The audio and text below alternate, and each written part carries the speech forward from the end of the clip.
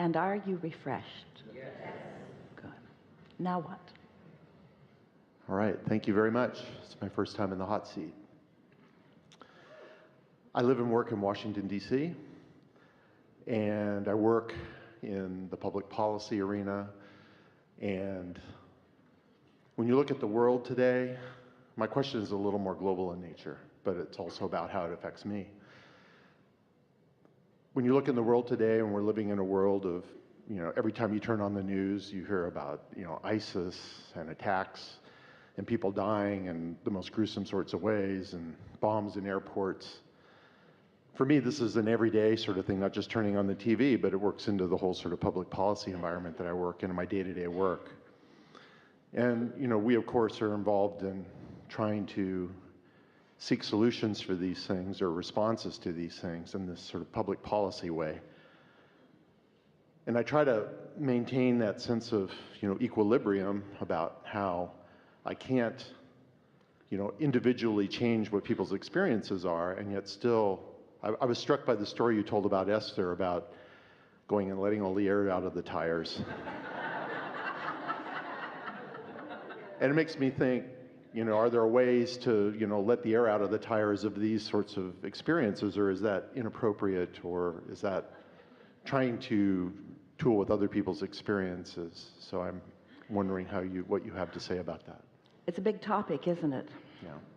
And when you are looking globally at all of the diversity and intentions and beliefs that people hold, and you stand in any kind of posture where you seek to control their behavior, or to maybe even understand their behavior, or to punish them for their behavior, you cannot stay in alignment with who you are at the same time.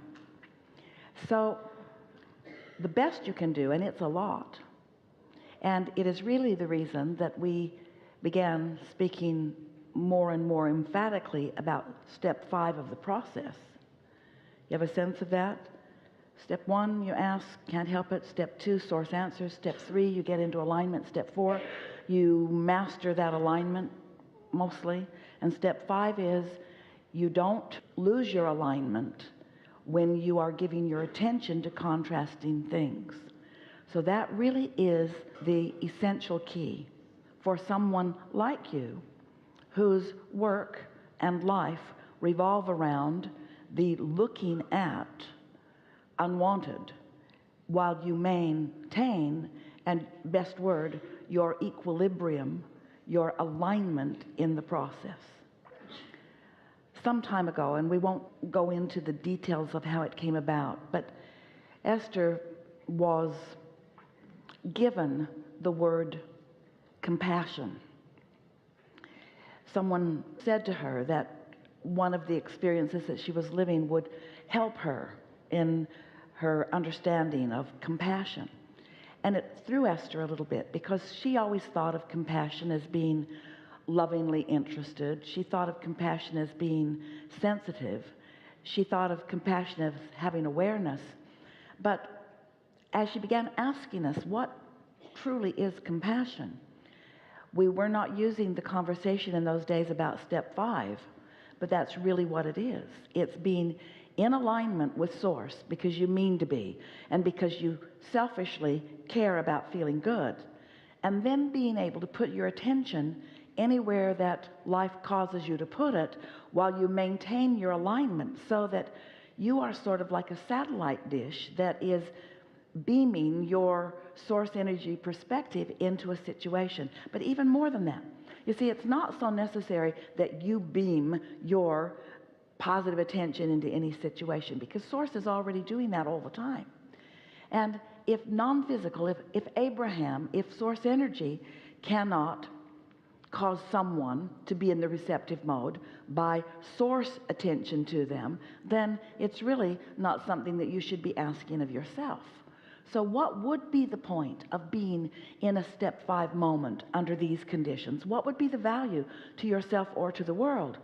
You, in that receptive mode, will receive insight or impulse, and most of all, good timing.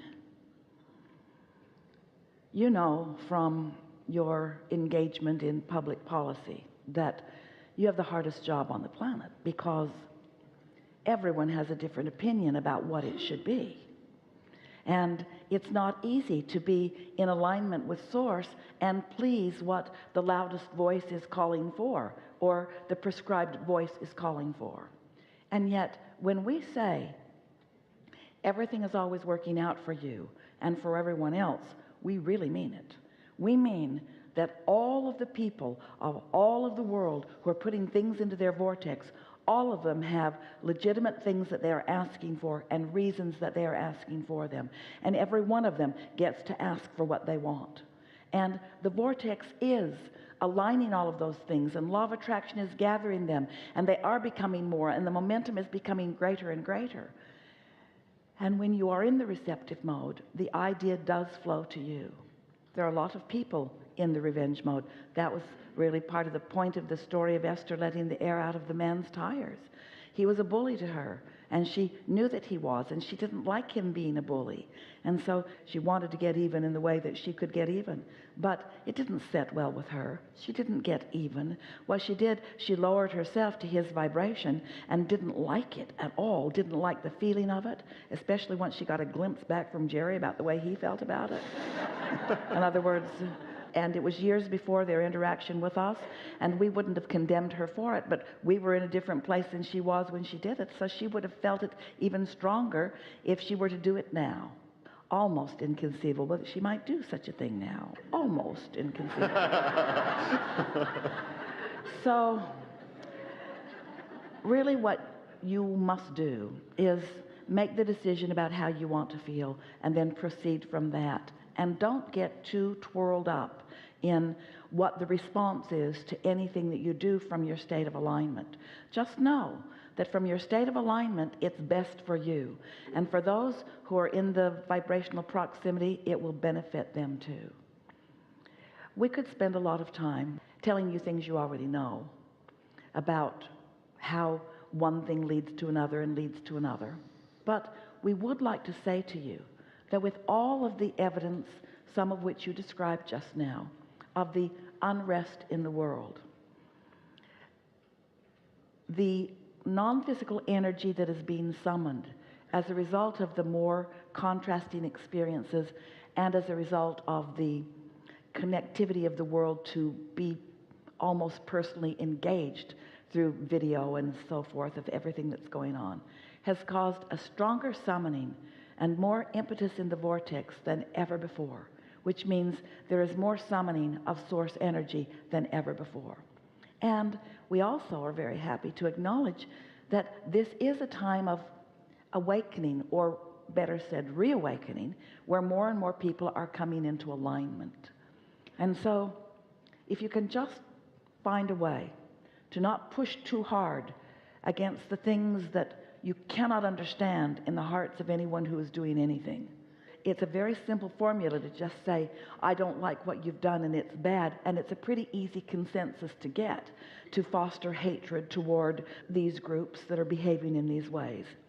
They are examples of those who have long ago lost a connection that matters very much to them, and they are flailing about in their anger and disconnection.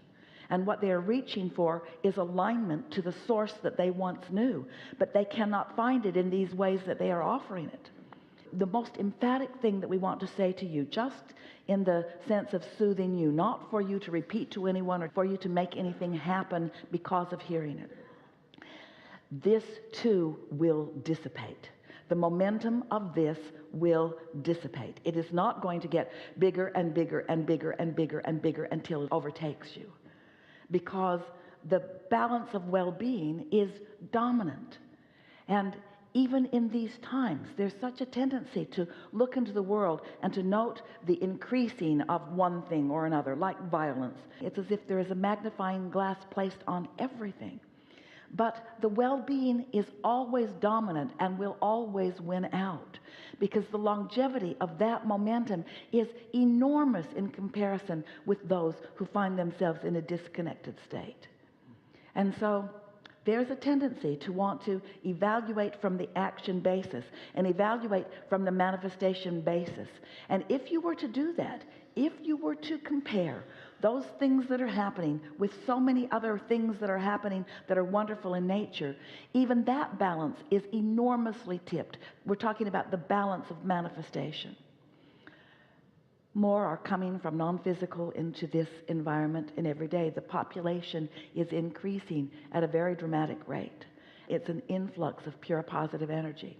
Those like you are finding alignment, and many who are both in alignment and in dissonance are making their transition into non-physical. And the non-physical point of view, everything focused here and now, is powerfully focused. And so it doesn't take many who are in alignment to tip the scale a bit. Your greatest value will be in the privacy of your own home, maybe in the privacy of your own bed or the privacy of your own meditation time, when you find yourself in alignment and you are anticipating wonderful things in the world. Sometimes people say, Abraham, it sounds to me like you are advocating that I just put my head in the sand, that I do not observe the things that are upsetting. And we say, we do advocate that, but it really is not something that any of you can accomplish, because life is around you and you are coming to your opinions of what you are wanting. And billions of people are asking for more well-being, while a handful of people are in this outrageous state. Comparatively speaking, it is such a small percentage who are upon that path right now, you see. The well-being is hugely dominant. And it's interesting, like doctors who focus on disease, they get a skewed view of life. And like those who are focused upon the traumas around the world, they get a skewed view of life. But you are not wanting that ponderance, that emphasis of that, to keep you from your understanding, the knowledge that is beneath the knowledge that is beneath the knowledge, your understanding of the true well-being of all of this. There is true well-being, and there will always be those who, for whatever reason, are not in vibrational alignment with who they really are. But in every case, their deep down motivation for what they are doing, no matter how awful it seems, is that they seek that alignment and don't know how to go about finding it. In other words, even in their outrageousness, they are trying to fill some void. They're trying to right something that they believe is wrong and get back to some place. Now, we do not want to distort your energy by asking you to join their side in understanding. That's not what we're getting at all. We just want you to know that your inner being is understanding all of that and has true compassion for them. And when you find something other than that, then you get crossways in the detail of that conversation from what your inner being knows to be. We know you heard that on every level that we meant it.